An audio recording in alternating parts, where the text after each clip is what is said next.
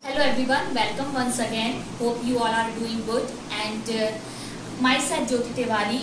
I am discussing about chapter reproduction in organism. In last video, we have discussed about asexual reproduction types and discussed there about fission, which was of two kinds, binary fission and multiple fission. Here I am going to discuss about next type of asexual reproduction, which is called budding. So what happened? What is called budding?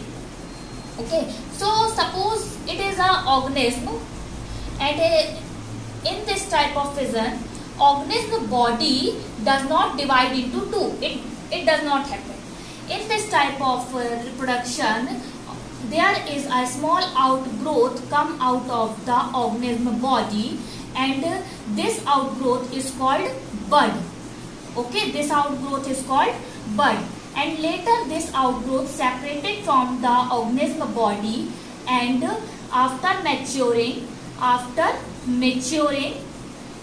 a new individual or a new offspring is formed. You can see such type of reproduction in yeast.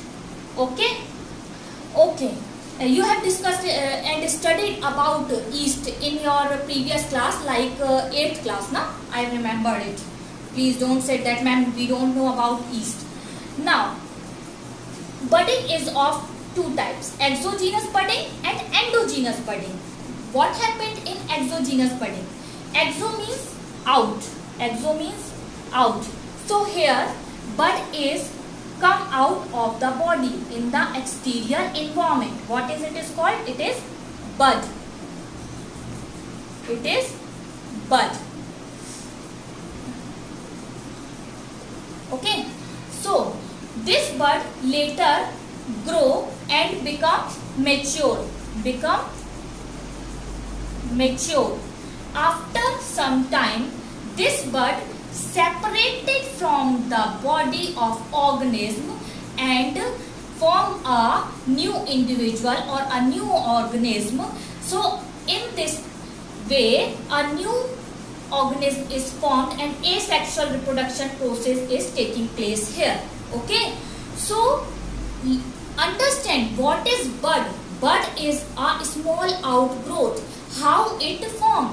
There is cells present. These cells divide and form outgrowth, come out of the body, and after coming out of the body, this bud mature, little bit growth takes place more in it, and after some time this bud separated out of the body and form a new organism.